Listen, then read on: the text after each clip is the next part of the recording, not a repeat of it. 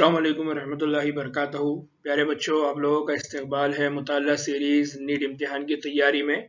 और मैं हूँ शेख जावेद अहमद।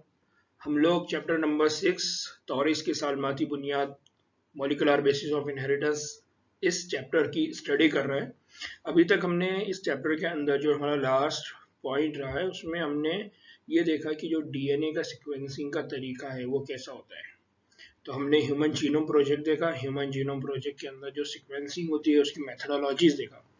हमने वहां पर एक पॉइंट ये देखा था कि क्योंकि जो जीनोम है वो बहुत बड़ा है और हमने उसको एक बुक हमने वहाँ पर उसको जो तमसील उसके लिए जो मिसाल जो एग्जाम्पल डिस्कस किए वो एक बुक की तरह थे कि अगर एक सेल के डीएनए के अंदर जो इंफॉर्मेशन है अगर उसके अंदर थाउजेंड्स वर्ड हो, हजार लफ्ज भी हो, हजार वर्ड्स हो, तो एक बुक अगर हम बनाएंगे तो बहुत जकीम बुक बनेगी। अब इतनी बड़ी बुक को आप सेव कैसे करेंगे, उसको आप बचा के कैसे रखेंगे, आप बार बार उसका इस्तेमाल करना चाहते हैं तो कैसे कर पाएंगे। तो अब क्या, अब यहाँ से हम बात करने वाले हैं कि वो जो जखीम बुक है तो आज के दौर में उसके लिए हम क्या करते हैं, हमने उसको कंप्यूटराइज कर दिया। यानी वो जो किताबें बनाने का था अब वो प्रोसेस हमने किसके सुपुर्द कर दिया, वो किसके जिम्मे कर दिया, हमने कंप्यूटर।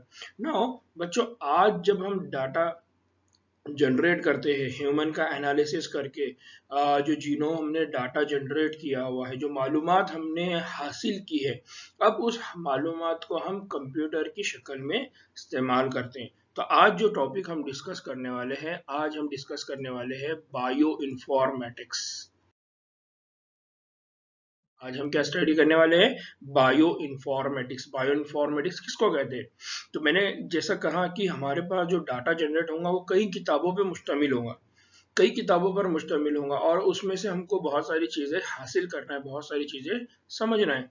तो हर किताब अगर 3,300 किताबें अगर होंगी तो हम उनको आसानी से नहीं पढ़ सकते, लेकिन उनको पढ़ने के लिए अगर हमने कंप्यूटर का इस्तेमाल किया तो हम बहुत आसानी से उन पर क्या कर सकते हैं, स्टडी करते हैं। तो आज हम जो टॉपिक डिस्कस करने वाले हैं उसको कहा जाता है बायो इन्फॉर्मेटिक्स। क्या कहा जाता है इसको? Bio informatics.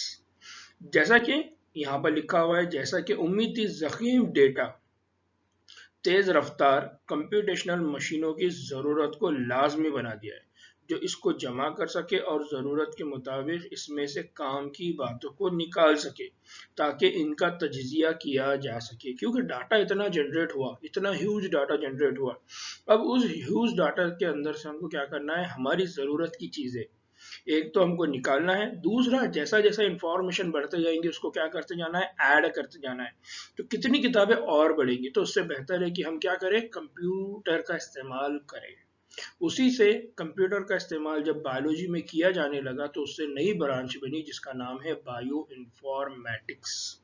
तो HGP human genome project, HGP मतलब HGP ह्यूमन जीनोम प्रोजेक्ट से वाबस्ता बायोलॉजी में तेजी से नमू होने वाले मैदान बायो इन्फॉर्मेटिक्स कहते हैं। तो ये जो मैदान था या ये जो टेक्नोलॉजी, ये ह्यूमन जीनोम प्रोजेक्ट के लिए बहुत इंपॉर्टेंट थी ना बच्चों। मैं इसको थोड़ा सा डिस्क्राइब कर देता हूँ ताकि आपको आगे जिंदगी में अगर बायो इन्फॉर्मेटिक्स सुनने को मिले तो आपको समझ में आए कि बायो इन्फॉर्मेटिक्स बेसिकली होता क्या है। बायो इन्फॉर्मेटिक्स ये एक बायोलॉजी का ब्रांच है और ये जो ब्रांच है bio informatics, it is applied. ये कैसी ब्रांच है? Applied biology. अप्लाइड बायोलॉजी का मतलब क्या होता है? ऐसी बायोलॉजी जिसका इस्तेमाल होता है, जिसका इस्तेमाल करके आप बहुत सारे काम कर सकते हैं। तो आज आप देखेंगे कि बहुत सारी मेडिसिन है, बहुत सारे नई नई दवाएं आ रही है या बहुत सारी बीमारियां आज मार्केट में है। तो उनका जो स्टडी करना है तो आपके पास बहुत सारा डाटा अवेलेबल है। अब उस डाटा से आपको क्या करना है, स्टडी करना है। तो उस डाटा से अगर आपको स्टडी करना है तो आप किसका इस्तेमाल करेंगे? बायो इन्फॉर्मेटिक्स के टूल्स का। ये बायो इन्फॉर्मेटिक्स के टूल क्या करेंगे, ये आपके लिए आसानियां कर देंगे। ये आपको आसानी किस तरह से करेंगे? फॉर एग्जांपल, अगर आपको किसी केमिकल है, कोई मॉलिक्यूल है, उस मॉलिक्यूल उस ड्रग से रिलेटेड अगर आपको इंफॉर्मेशन हासिल करना है तो पहले क्या होता था कि साइंटिस्ट एक दवा बनाएंगे, फिर उस दवा को लेके जाकर किसी चूहे के ऊपर अप्लाई करेंगे या किसी मंकी के ऊपर अप्लाई करेंगे। फिर अप्लाई करने के बाद उसके ऊपर अगर बैड इफेक्ट होता है या उसके ऊपर असर होता है, उसकी डेथ हो गई, तो मतलब ये इस्तेमाल का नहीं है। लेकिन अगर उससे उसकी बीमारी अच्छी हो गई और वो अच्छे से ज़िंदगी गुजारने लगा, इसका मतलब अभी इसको इंसानों के लिए भी इस्तेमाल किया जा सकता है। तो इसमें इथिकल इशू था। अब इस इथिकल इशू को कैसे दूर किया गया? तो बायो इन्फॉर्मेटिक्स के टूल का। अब हमने ह्यूमन जीनोम प्रोजेक्ट के जरिए क्या कर दिए, एक इंसानी शक्ल, यानी इंसान के अंदर क्या मालूमात हो सकती है, किस किस्म के उसके बॉडी के अंदर प्रोटीन बन सकते हैं और कौन कौन से प्रोटीन को हम टारगेट कर सकते हैं। तो हमने एक ड्रग बनाया और उस ड्रग से हमने कुछ मखसूस प्रोटीन को टारगेट किया।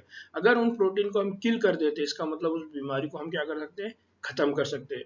तो बायो इन्फॉर्मेटिक्स का इस्तेमाल करके अब हमने क्या करें, एक वर्चुअल ह्यूमन बीइंग का इस्तेमाल करें, एक वर्चुअल एक्सपेरिमेंटल एनिमल का इस्तेमाल करना हमने शुरू किया। तो ये बायो इन्फॉर्मेटिक्स ने हमारी ज़िंदगी को बहुत आसान बना दिया। फिर बहुत जो डाटा जनरेट हो रहा है, उस डाटा के अंदर से जो चीज़ें हमारे काम की है उसको निकालना है, तो ये काम भी कौन आसानी से कर सकता है, कंप्यूटर। तो ये बहुत अच्छी ब्रांच है। आप जब आगे बढ़ेंगे तो आप इससे रिलेटेड और भी इंफॉर्मेशन हासिल कीजिए, क्योंकि आप अब जो दुनिया है वो दुनिया कंप्यूटर की दुनिया है, वो टेक्नोलॉजी की दुनिया है। तो हमने भी इसमें आगे रहना है, हमने भी इसमें आगे बढ़ना है। टिकटॉक, व्हाट्सएप, फेसबुक, इसकी दुनिया से हटकर ये जो बायोइन्फॉर्मेटिक्स की दुनिया है, ये जो नॉलेज की दुनिया है, इसको भी हमको ग्रैब करना है, इसमें भी हमको आगे बढ़ना है। नाउ बच्चों, अब हम जो ह्यूमन जीनोम प्रोजेक्ट, अब हमारा जो मकसद है वो क्या है, human genome project. Human genome project के मकासद हम डिस्कस करने वाले कि ह्यूमन जीनोम प्रोजेक्ट के मकसद क्या है। सबसे पहली बात कि ये जो ह्यूमन जीनोम प्रोजेक्ट है, उसमें से जो अहम मकासद है, यानी जब ह्यूमन जीनोम प्रोजेक्ट डिसाइड हुआ तो उसके मकासद डिसाइड हुए। तो उनमें से जो सबसे पहला मकसद था वो ये था कि इंसानी डीएनए में मौजूद तकरीबन 25,000 से 20,000 जीन्स की क्या करना है, पहचान करना है। तो पहले ये हाइपोथेसिस था, या ये बात हाइपोथेसिस था कि इंसान के अंदर तकरीबन कितने जीन होंगे, 25,000 या 20,000। तो 20 या 25,000, और कुछ बुक में लिखा आता है 30,000, यानी 30,000 भी। तो यहाँ पर एनसीईआरटी ने मेंशन किया 20,000 से 25,000। तो पहले ये बात समझ में आती थी कि इंसानी डीएनए के अंदर कितने जीन्स होंगे, 20 से 25,000 जीन्स होंगे, और उनकी हमको क्या करना है, उनकी पहचान करना है कि आंख बनाने वाला कौन है, कान बनाने वाला कौन है, कलर कौन डिसाइड करता है, हाइट कौन डिसाइड करता है, शेप कौन डिसाइड, इस तरह के पूरे अलग अलग जीन्स के फंक्शन हम डिसाइड करेंगे। जो उस वक्त हाइपोथेसिस था या उस वक्त जो डिसाइड हुआ, तो लोगों को लगता, मतलब साइंटिस्ट को लगता था कि इतने सारा ह्यूमन इतना वर्साटाइल है, ह्यूमन के अंदर इतनी सारी डाइवर्सिफिकेशन है, इसका मतलब बहुत सारे जीन्स होंगे। ठीक है, इसको याद रखिए, मैं आगे समझाऊंगा। और फिर दूसरा मकसद क्या था, दूसरा मकसद ये था कि 3 बिलियन केमिकल बेस पेयर्स है ना। हमने कहा कि जो ह्यूमन है, ह्यूमन के अंदर कितना होता है, 3 × 10⁹ बेस पेयर। कितना होता है, 3 × 10⁹ बेस पेयर। तो टोटल कितनी बेस पेयर होती है, 3 बिलियन केमिकल बेस पेयर। तो इसकी क्या करना है, इसकी सीक्वेंस क्या करना है, सीक्वेंस करना है, सीक्वेंस का तयन करना है जो इंसानी डीएनए में मौजूद है। यानी ये जो 3 × 10⁹ बेस पेयर, इनकी हमको क्या करना है, सीक्वेंस करना है। सीक्वेंस करके हमको क्या करना है, सीक्वेंस करके हमको उनकी क्या मालूम करना है, तरतीब। अगर हमको इनकी तरतीब मालूम होगी तो हमको क्या मालूम हो जाएगा, हमको अगर इनकी तरतीब मालूम हो गई तो हमको मालूम हो जाएगा उनके अंदर कौन कौन से प्रोटीन बनते हैं। अगर प्रोटीन हमको मालूम हो गया तो हमको क्या मालूम पड़ जाएगा, उन प्रोटीन के क्या काम होते हैं। और अगर हमको काम मालूम हो गया तो हमको समझ में आ जाएगा कि कौन सा प्रोटीन आंख बनाने वाला है, कौन सा प्रोटीन कान बनाने वाला है, कौन सा प्रोटीन कलर बना सकता है, कौन सा प्रोटीन की वजह से बीमारी होंगी, कौन से प्रोटीन की वजह से बीमारी नहीं होंगी। ये सारी बातें हमको क्या करना थी, मालूम करना थी। तो पहला मकसद क्या था, पहला मकसद ये था कि हमको जो जीन है 20,000 से 25,000, उनकी पहचान करना है कि वो कौन कौन है। दूसरा, उनके अंदर सीक्वेंस कैसी है उसका तयन करना था। फिर तीसरा मकसद क्या था, इस मालूमात को डेटाबेस में जमा करना। जैसा मैंने कहा कि बायो इन्फॉर्मेटिक्स, हम किसका इस्तेमाल कर रहे हैं, बायो इन्फॉर्मेटिक्स। तो हम क्या करेंगे, हम इसका जो डाटा है वो जमा करेंगे। हम क्या करेंगे, उसका एक डाटाबेस बनाएंगे। और इस डाटाबेस का इस्तेमाल किस लिए करेंगे, इस डाटाबेस का इस्तेमाल आने वाली नई नई बीमारियों को हल करने के लिए करेंगे। इस डाटाबेस का इस्तेमाल हम किस लिए करेंगे? इंसानों के अंदर इम्प्रूवमेंट के लिए। जैसा बहुत सारे माल न्यूट्रिशन का इशू होता है, प्रोटीन की डेफिशिएंसी होती है, कार्बोहाइड्रेट की डेफिशिएंसी होती है, बहुत सारी अलग अलग डेफिशिएंसीज लोगों को होती है, और कुछ लोगों को बीमारी होती है, किसी की हाइट कम हो गई, किसी की हाइट बहुत ज्यादा हो गई, किसी को कैंसर हो गया है ना, एटसेट्रा।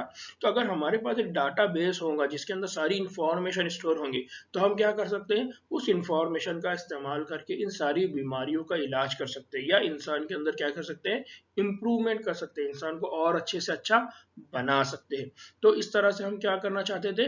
डाटाबेस जमा करना चाहते थे।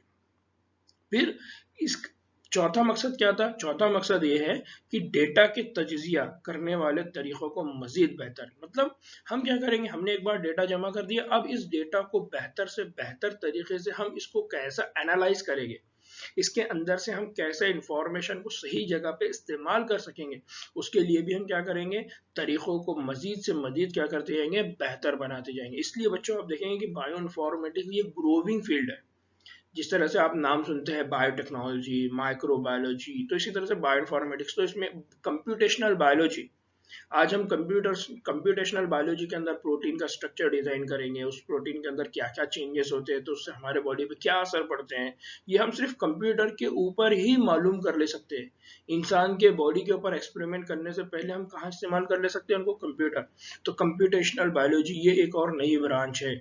तो ऐसी कई सारे कंप्यूटर से रिलेटेड ब्रांचेस है। तो ये जो डेटा है, ये डेटा का इस्तेमाल करके हम क्या करेंगे? नए तरीके बनाएंगे। इसी तरह से पांचवा मकसद क्या था? कि मुताल्लिका तकनीक को दूसरे इदारों में मुंतकिल करेंगे। यानी दूसरे इदारों में मतलब मसलन इंडस्ट्रीज। इंडस्ट्रीज में क्या होगा? फॉर एग्जांपल मेडिसिन की इंडस्ट्री है ना। फॉर एग्जांपल अगर हम बात करें कौन सी इंडस्ट्री है, तो मेडिसिन वाली इंडस्ट्री है। इसी तरह से फूड वाली इंडस्ट्री है।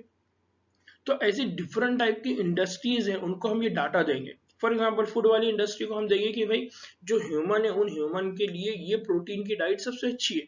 तो अब आप क्या करिए? आपके फूड के अंदर इस प्रोटीन का कंटेंट ज्यादा रहे, ये फॉर पर्टिकुलर कार्बोहाइड्रेट है, इससे ह्यूमन के बॉडी के अंदर ये डिफेक्ट होते हैं, इनको कम करिए। तो ये डिफरेंट मालूमात हम क्या कर सकते हैं? इंडस्ट्रीज को देंगे। इंडस्ट्रीज क्या करेंगी? उसके अकॉर्डिंग अच्छा सा अच्छा प्रोडक्ट हमको ला कर देंगे। तो लोगों की जिंदगी, सोसाइटी, सोशल लाइफ क्या हो जाएगी? अच्छी हो जाएगी। मेडिसिन है तो कैंसर की मेडिसिन है, टीबी की मेडिसिन है, डायबिटीज की मेडिसिन है। अब ये डाटा के बेसिस पे हम क्या करेंगे? इस डाटा के बेसिस पे हम डिसाइड करेंगे कि मेडिसिन किस किस्म की चाहिए, कितनी बेहतर से बेहतर मेडिसिन हम बना सकते हैं। तो ये डाटा जो जनरेट हो रहा था, इसका पांचवा मकसद क्या था? कि इस डाटा को हम किसको देंगे? हम इंडस्ट्रीज को देंगे, ताकि अच्छे से अच्छे प्रोडक्शन हो। फिर अखलाकी, कानूनी और समाजी मसाइल, यानी अखलाकी मसाइल, कानूनी मसाइल और समाजी मसाइल, जिसको कहा जाता है ELSE को खिताब करना, जो इस प्रोजेक्ट के दौरान पैदा हो सकते हैं। फिर आगे ये डिसाइड हुआ कि बहुत सारे यहाँ पर इश्यूज जनरेट हो सकते हैं, जैसे अखलाकी इशू हो सकते हैं, कानूनी इशू हो सकते हैं, समाजी मसाइल हो सकते हैं। जैसा हम सुनते भी हैं कि आज जो ह्यूमन का जो डाटा है, इस डाटा का गलत इस्तेमाल होता है, कुछ लोग इस डाटा को चुरा कर कुछ और काम कर रहे हैं। तो इसमें अखलाकी मसाइल का चांसेस है। इसमें कानूनी पेचीदगियाँ बहुत सारी हो सकती है कि किसी ह्यूमन का DNA आपने बनाया है, अब वो इथिकली कितना सही है, गलत है। फिर समाजी मसाइल की, आप उसके बॉडी के अंदर कुछ तब्दीली अगर ह्यूमन के बॉडी में अगर लेकर आते हैं, फिर वो सोसाइटी का पार्ट बनेगा। तो वो सोसाइटी का पार्ट बनेगा तो लोग उसको एक्सेप्ट करेंगे, नहीं करेंगे, तो इस तरह के कुछ भी मसाइल जनरेट हो सकते थे। तो यहाँ पर ह्यूमन जीनोम प्रोजेक्ट जब बनाया गया तो उसके ये मकासद तय किए गए कि इन मकासद के थ्रू, इन मकासद के अचीव करने की हम क्या करेंगे? कोशिश करेंगे। इन मकासद को हम इस प्रोजेक्ट के जरिए हासिल करेंगे। इसीलिए मैंने इससे पहले भी कहा कि ह्यूमन जीनोम प्रोजेक्ट को अजीम अजीम मकसद कहा जाता है। अजीम, ग्रेटेस्ट क्यों कहा जाता है? उसकी वजह ये है, ठीक है। तो एग्जाम में MCQs में पूछा भी जाता है कि ह्यूमन जीनोम प्रोजेक्ट ये कैसा मकसद था? तो ये it is a great great मकसद था, ये बहुत बड़ा मकसद था, अजीम मकसद था। नाउ बच्चों, ह्यूमन जीनोम की नुमाया खुसूसियात। अब तक हमने देखा कि ह्यूमन जीनोम के मकसद क्या था। अब हम बात कर रहे हैं कि ह्यूमन जीनोम की नुमाया खुसूसियात। अब ये जब ह्यूमन जीनोम प्रोजेक्ट कंप्लीट हो गया, तो इस ह्यूमन जीनोम के अंदर क्या क्या ऐसी नुमाया खुसूसियात थी, अब हम उसको देख रहे हैं। तो जो ह्यूमन जीनोम प्रोजेक्ट है, ह्यूमन जीनोम प्रोजेक्ट, उससे क्या क्या मुशाहिदात हमको मिले, उससे क्या क्या हमको मालूमात हासिल हुई। तो सबसे पहली मालूमात ये हासिल हुई कि ह्यूमन जीनोम में 3164.7 मिलियन न्यूक्लियोटाइड बेस होते हैं। यानी उस वक्त जो अंदाजा लगाए थे उस अंदाजे के हिसाब से ह्यूमन के बॉडी के अंदर कितने आ गए, 3164.7, यानी लगभग 3 बिलियन के करीब आ गए। यानी किसके भी करीब आ गए, 3 बिलियन, यानी जैसा साइंटिस्ट ने सोचे थे उसके करीब करीब ये मालूमात मिली। लेकिन उससे 1,664.7 ज्यादा थे। ठीक है, तो इतने बेस पेयर मालूम पड़े। फिर औसत जीन कि एक जीन की औसत बेस पेयर कितने हैं, तो औसत जीन कितना था, 300 बेस। कितने, एक जीन, अगर एक जीन की औसत, अगर सारे जीनों की बात करें और हर जीन में कितने बेस पेयर होते, तो एक जीन के अंदर कितने होते थे, 300 बेस पेयर। एक जीन की लंबाई कितनी होती थी, 300 बेस पेयर। लेकिन साइज में बहुत बदलाव होता है। ये 300 बेस पेयर है, लेकिन इसका जो साइज है, वो क्या हो सकता है, डिफरेंट हो सकता है। एक जीन का साइज ज्यादा होगा, दूसरे जीन का साइज कम होगा, लेकिन उसमें बेस पेयर कितने हैं, 300। सबसे बड़ा इंसानी जीन डिस्ट्रोफिन है। सबसे बड़ा इंसानी जीन कौन है, डिस्ट्रोफिन। ये बहुत इंपॉर्टेंट है, इसको याद रखिए कि सबसे बड़ा जीन, एग्जाम में इस पे एमसीक्यूज पूछा जाता है कि सबसे बड़ा जीन कौन सा है, एमसीक्यूज यहाँ पूछा जाता है, तो वो कौन है, डिस्ट्रोफिन। कौन है वो, डिस्ट्रोफिन। और उसका साइज कितना है, 2.4 मिलियन बेस। उसका साइज कितना है, 2.4 मिलियन बेस। तो एवरेज साइज कितना है, एवरेज मतलब मिनिमम 300, हर एक के पास कितना होगा, 300 तो सबके पास होंगे, लेकिन सबसे बड़ा जो है उसके पास कितना है, 2.4 मिलियन बेस पेयर। कितना है, 2.4 मिलियन बेस पेयर। तीसरी इसकी खुसूसियात क्या है, तीसरी खुसूसियात ये है कि जीन्स की कुल तादाद तकरीबन 30,000 है। टोटल कितनी है, 30,000। पिछले तखमीनों, यानी जब हाइपोथेटिकली सोचा गया था तो कितना था, उसके 1,40,000 या 18,000 जीन्स से बहुत कम, यानी 18,000 से 1,40,000 जो जीन्स है उससे ये क्या है, बहुत कम है। तो टोटल मिला कितना, 13,000, 30,000 के करीब टोटल जीन्स की तादाद मालूम पड़ी। तकरीबन तमाम न्यूक्लियोटाइड्स तमाम लोगों में यकसा होते हैं। एक और बात ये मालूम पड़ी कि जितने भी न्यूक्लियोटाइड है तो वो सारे के सारे न्यूक्लियोटाइड लोगों में कैसे होते हैं, यकसा होते हैं। यानी 99.9 ह्यूमंस के अंदर क्या देखने को मिलती है, सिमिलैरिटी। क्या देखने को मिलती है, सिमिलैरिटी। यानी आपके डीएनए में, मेरे डीएनए में, किसी और के डीएनए में क्या हो सकती है, 99.9% सिमिलैरिटी है। सिर्फ फर्क कितना है, 0.01, कितना है, 0.01% का हमारे बीच में क्या है, डिफरेंस है।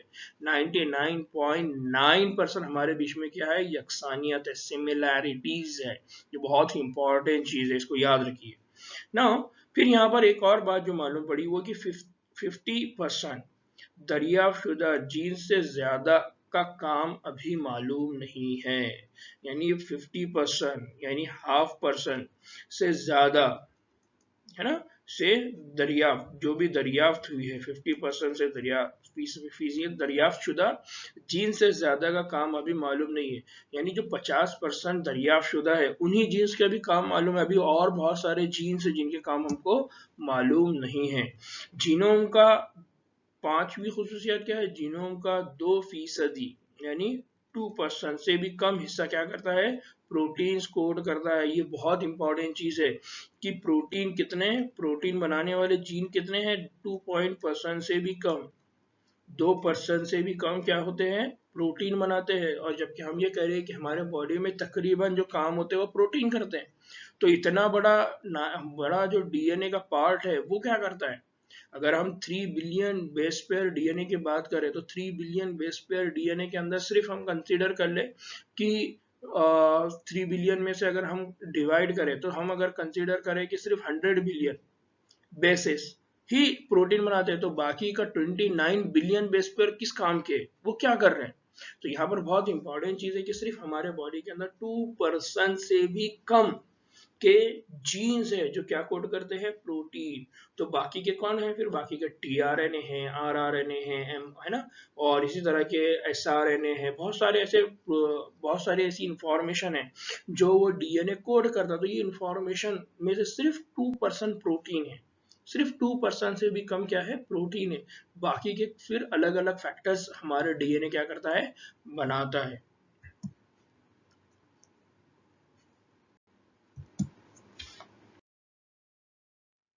ना बच्चों, यहाँ पर एक और खुसूसियत जो मालूम पड़ी, वो खुसूसियत क्या थी, वो एक और खुसूसियत ये थी कि जो ह्यूमन जीनोम है, उस ह्यूमन जीनोम का ज्यादातर हिस्सा रिपीटेड सीक्वेंस पर मुश्तमिल है। ये बहुत इंपॉर्टेंट चीज है, ये बहुत इंपॉर्टेंट है, इसको याद रखना है कि ह्यूमन जीनोम का ज्यादातर हिस्सा कैसा है, रिपीटेटिव सीक्वेंस। रिपीटेटिव मतलब बार बार A T T A T T A, फिर T T T T T, इस तरह से यहाँ पर क्या है, रिपीटेशन, या A T A T A T, या जी सी जी सी, इस तरह से। तो रिपीटेटिव सीक्वेंस है तो ज्यादातर हिस्सा किसके ऊपर डिपेंड है, रिपीटेटिव सीक्वेंस। अगर रिपीटेटिव सीक्वेंस है तो इसे सेम टाइप के क्या बनेंगे, प्रोटीन बनेंगे, या सेम टाइप की ये क्या करेगा, इंफॉर्मेशन देगा हमको। तो ह्यूमन जीनोम का, हमने कहा कि ह्यूमन जीनोम से सिर्फ 2% से कम प्रोटीन बनते हैं, 2% से भी कम डीएनए क्या कोड करते हैं, प्रोटीन। इसका मतलब बाकी का जो हिस्सा वो कैसा है, वो रिपीटेड सीक्वेंस है। और रिपीटेड सीक्वेंस होने की वजह से वहां पर कम से कम जीन है, और कम से कम जीन होने की वजह से कम से कम वहां क्या बनेंगे, प्रोटीन बनेंगे। तो ये बहुत इंपॉर्टेंट पॉइंट है। हो सकता है कि आपको समझ में ना आए, फिर भी मेरे वीडियो को थोड़ा सा रिपीट करना और उसको एक बार फिर से सुन लेना कि मैंने क्या कहा। तो यहाँ याद रखना कि 2% से भी कम डीएनए सीक्वेंस प्रोटीन को कोड करती है, और ज्यादातर हिस्सा कैसा है, ज्यादातर हिस्सा रिपीटेड सीक्वेंस है। ठीक है। नाउ ये जो रिपीटेड सीक्वेंस है, इसमें सातवीं खुसूसियत क्या है, सेवंथ इंपॉर्टेंट प्रॉपर्टी क्या मालूम पड़ी, कि जो रिपीटेड तरतीब डीएनए सीक्वेंस के है, यानी जो रिपीटेटिव डीएनए के सीक्वेंस है, वो हिस्से हैं जो अपने आप को कई दफा दोहराते हैं। रिपीटेटिव सीक्वेंस का मतलब क्या है, वो हिस्से जो अपने आप को कई दफा दोहराते हैं, कभी तो 100 से 1000 गुना। अब आप सोचिए कि यहाँ पर सबसे ज्यादा डीएनए वो किस फॉर्म में है, रिपीटेटिव फॉर्म में। और रिपीटेटिव फॉर्म में ये कितना है, 100 से ज्यादा है, 100 से ज्यादा 1000 गुना तक, यानी 100 बेस पेयर ये भी रिपीटेटिव है, या फिर 1000 बेस पेयर। तो आप सोचिए कि अगर 1000 बेस पेयर रिपीटेड हो रहे हैं, इसका मतलब डीएनए के अंदर बहुत बड़ा अमाउंट रिपीटेटिव सीक्वेंस का है, जिसकी वजह से प्रोटीन को कोड करने वाली जो डीएनए सीक्वेंस है वो कम है और रिपीटेटिव सीक्वेंस ज्यादा है। इनके बारे में ख्याल है कि इनका कोई कोडिंग का काम नहीं है। इसीलिए आप सोचिए कि हमारे बॉडी के अंदर सिर्फ 2% से भी कम क्या है, कोडिंग करने वाले जीन है, प्रोटीन बनाने वाले जीन है, और बाकी का ज्यादातर हिस्सा वो रिपीटेटिव सीक्वेंस है। इसका मतलब वो कोडिंग नहीं करता, वो कोई किसी किस्म का प्रोटीन नहीं बनाता। लेकिन क्रोमोसोम्स की साख्त, मुहरिकात और इर्तिका पर रोशनी डालते हैं। लेकिन ये जो रिपीटेटिव सीक्वेंस है, ये क्या करते हैं, ये रिपीटेटिव सीक्वेंस हमको इंडिकेशन देते हैं। किस बात का इंडिकेशन देते हैं, ये हमको इंडिकेशन देते हैं साख्त का, कि ह्यूमन की बॉडी के अंदर साख्त कैसी रही होंगी, कैसी कैसी स्ट्रक्चर उसकी बनी होंगी। ये हमको इंडिकेशन देते हैं मुहरिकात का, स्टिमुलेशंस का, और ये हमको इंडिकेशन देते हैं इर्तिका का, कि इंसान के अंदर धीरे धीरे धीरे इर्तिका कैसा हुआ होगा, किस तरह से इसके बॉडी के अंदर चेंजेस आए होंगे। अब इस कंसेप्ट को, ये जो लाइन, ये जो खुसूसियत, इसको समझना है तो ये इवोल्यूशन में हम यहाँ डिस्कस करेंगे, और इवोल्यूशन के टाइम ये पॉइंट आपको और अच्छे से क्लियर होगा। सिर्फ यहाँ पर इस तरह से समझ लीजिए कि डार्विन का जो कंसेप्ट था कि पहले इंसान किसी और जानदार की शक्ल में था, धीरे धीरे धीरे धीरे उसके अंदर इर्तिका हुआ, उसके अंदर तब्दीली आई, फिर वो ह्यूमन बीइंग बना। तो वो ये कहा जाता है कि इंसान के उस पहले वाली जो शक्ल थी इंसान की, उसके अंदर कुछ जीन्स नहीं थे, बाद में वो जीन बने हैं। उसके अंदर डीएनए की साइज कम थी, बाद में डीएनए की साइज बड़ी है। तो इस तरह की जो रिलेशन बताता है इर्तिका का, इवोल्यूशन का, वो किससे मालूम पड़ता है? रिपीटेड सीक्वेंस की वजह से। किसकी वजह से मालूम पड़ता है? रिपीटेड तरतीब डीएनए की सीक्वेंस की वजह से। तो ये इंपॉर्टेंट चीज है, इसको याद रखना है। फिर 8वीं खुसूसियत क्या थी ह्यूमन जीनोम प्रोजेक्ट की? 8वीं खुसूसियत यह थी कि क्रोमोसोम नंबर 1 पर सबसे ज्यादा जीन्स है। क्रोमोसोम नंबर 1 पे क्या है? सबसे ज्यादा जीन। तो जो क्रोमोसोम नंबर 1 है वहां पर सबसे ज्यादा जीन कितने हैं? 2968। ये एमसीक्यूज का क्वेश्चन है, इसको याद रखना है कि क्रोमोसोम नंबर 1 पे कितने जीन है? 2968। और वाई में सबसे कम है, यानी वह जो क्रोमोसोम वाई क्रोमोसोम है उसमें कितने हैं? सिर्फ 231 जीन। वहां पर सिर्फ कितने हैं? 231 जीन। तो ये बहुत इंपॉर्टेंट है, इसको याद रखिए, एमसीक्यूज में क्वेश्चन पूछा जाता है। इस एतबार से अगर देखा जाए तो सबसे छोटा जीन कौन होगा? फिर सबसे छोटा क्रोमोसोम कौन होगा? Y chromosome. सबसे बड़ा क्रोमोसोम कौन होगा? फिर क्रोमोसोम नंबर 1। तो यहाँ पर बहुत सारे क्वेश्चंस यहाँ से जनरेट हो सकते हैं, इसलिए इसको याद रखिए कि क्रोमोसोम नंबर 1 पर सबसे ज्यादा जीन कितने हैं? 2968। और वाई क्रोमोसोम में सबसे कम है, कितने हैं? 231। ठीक है, इसको याद रखिए। नाउ नाइन्थ प्रॉपर्टी क्या थी या नाइन्थ खुसूसियत क्या थी कि साइंसदानों ने मालूम किया है कि इंसानों में 1.4 मिलियन ऐसी जगह हैं जहां एक बेस का फर्क है। अब साइंसदानों ने मतलब पूरे 3 बिलियन बेस पेयर की अगर बात करें, पूरे 3 बिलियन बेस पेयर की बात करें, तो अबाउट 1.4 मिलियन, अबाउट 1.4 मिलियन ये जो जगह है, ऐसी जगह है जहां पर सिर्फ एक बेस पेयर यानी ओनली वन बेस पेयर की चेंजेस है। इस चेंज को कहा जाता है SNP। क्या कहा जाता है? SNP। SNP। SNP का मतलब क्या होता है? SNP का मतलब होता है सिंगल न्यूक्लियोटाइड पॉलीमॉर्फिज्म। क्या कहा जाता है इसको? Single nucleotide polymorphism. क्या कहा जाता है? Single nucleotide polymorphism. तो ये जो सिंगल न्यूक्लियोटाइड पॉलीमॉर्फिज्म, इसका मतलब क्या है कि सिर्फ एक बेस पेयर की वजह से, बेस पेयर की वजह से 1.4 मिलियन जगह ऐसी है जो एक दूसरे से क्या है? डिफरेंट है, वो एक दूसरे से अलग है, उनके अंदर चेंजेस दिखने को। मॉर्फ ये जो वर्ड है, ये मॉर्फ ये वर्ड कहां से आया? मॉर्फोलॉजी। ये वर्ड कहां से आया? मॉर्फोलॉजी। मॉर्फोलॉजी का मतलब क्या होता है? शक्ल। तो ये जो 1.4 मिलियन जगह है वो सिर्फ एक दूसरे से अलग है, उनकी शक्ल एक दूसरे से अलग है। और वो शक्ल सिर्फ किसकी वजह से अलग है? एक बेस पेयर की वजह से, सिर्फ एक न्यूक्लियोटाइड। फॉर एग्जांपल अगर मैं एग्जांपल अगर हम यहाँ पर लेते हैं, अगर हम इस चीज को और थोड़ा सा समझना चाहते हैं तो हम ऐसा करते हैं कि यह एग्जांपल लेते हैं। फॉर एग्जांपल हमने कहा कि एक सीक्वेंस है यहाँ पर ATGCGCA। ठीक है, ये एक सीक्वेंस है। दूसरी सीक्वेंस है ATGTGCA। तीसरी सीक्वेंस है ATGCTCA। अब ये सीक्वेंस और ये तीनों भी सीक्वेंस तकरीबन एक दूसरे से क्या है? सेम है, लेकिन सिर्फ फर्क कहां पर आ गया? यहाँ पर ये एक की वजह से डिफरेंट है, ये एक की वजह से डिफरेंट है। तो बेसिकली क्या हो रहा है कि एक बेस पेयर यहाँ पर और एक बेस पेयर यहाँ पर। तो इस सीक्वेंस से ये एक बेस पेयर की वजह से फर्क में आ गई, इन दोनों सीक्वेंस से ये बेस पेयर एक की वजह से, एक बेस पेयर की वजह से क्या हो गई? अलग हो गई। इसकी शक्ल अलग हो गई, इसकी शक्ल अलग हो गई, इसकी शक्ल अलग हो गई। और ये शक्ल अलग होने की वजह सिर्फ कौन है? Single base pair. इसलिए इसको कहा जाता है SNP, सिंगल न्यूक्लियोटाइड पॉलीमॉर्फिज्म। तो ऐसी टोटल कितनी जगह है ये? इस तरह से टोटल ये कितनी है? 1.4 मिलियन। कितनी है इस तरह से सीक्वेंस? ये 1.4 मिलियन। तो इसको याद रखिए, बहुत इंपॉर्टेंट है। सस्पेंस में ये मालूमात क्रोमोसोम्स में बीमारियों से मुताल्लिक सीक्वेंस वाली जगहों को तलाश करने और इंसानी इर्तिका का सुराग लगाने वाले अमलियात के लिए इनकलाबी और उम्मीद अफजा साबित हो सकती है। अगर इस SNP को अगर हम यूज करें, अगर हम इस SNP को यूज करें तो इस SNP का जो मालूमात है उसका इस्तेमाल हम कहाँ कर सकते हैं, तो बीमारियों से मुतालिक सीक्वेंस के लिए।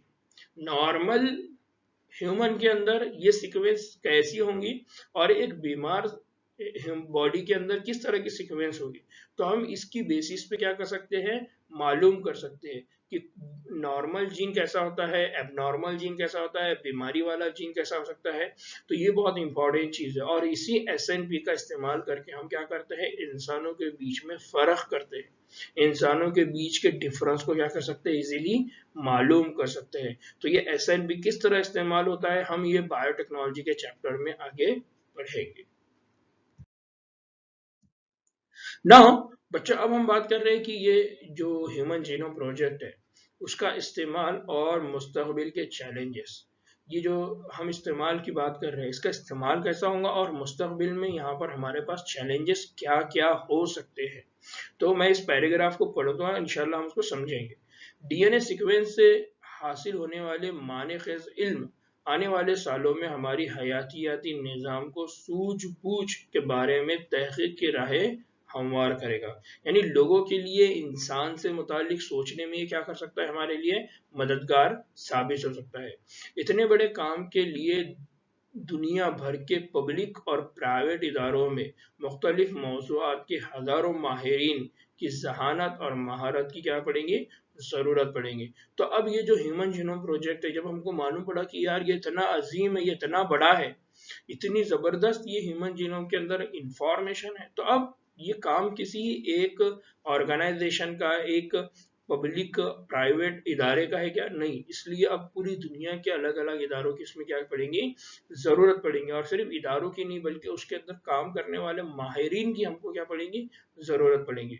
फिर ह्यूमन जीनोम के सीक्वेंस की मौजूदगी का सबसे बड़ा असर बायोलॉजिकल तहकीकात के लिए नई राह खोलने पर पड़ेगा। यानी जो बायोलॉजिकल तहकीकात है, बायोलॉजिकल तहकीकात मतलब बायोटेक्नोलॉजी, माइक्रोबायोलॉजी, फार्मेसी, है ना, ये जितने भी अलग अलग तहकीकाती इदारे हैं या फील्ड्स है, उनके लिए क्या करेगा, ये नई राहें खोलेगा। इसीलिए हम देखते हैं कि हमारे पास आज BT कॉटन है, हमारे पास क्या है, BT कॉटन है। इसीलिए आप देखेंगे कि हमारे पास बहुत जल्द से जल्द हमारे पास क्या बन रही है, मेडिसिन बन रही है ना। आप देखेंगे कैंसर की मेडिसिन है हमारे पास, अब हमारे पास डायबिटीज की मेडिसिन है, हमारे पास TB की मेडिसिन है, और कंसिस्टेंसी से, मुस्तकिल मिजाजी से इनके अंदर क्या हो रही है, ये तब्दीली होती जा रही है। इनके अंदर तब्दीली नहीं बल्कि और बेहतर से बेहतर उनको बनाने की क्या की जा रही है, कोशिश की जा रही है।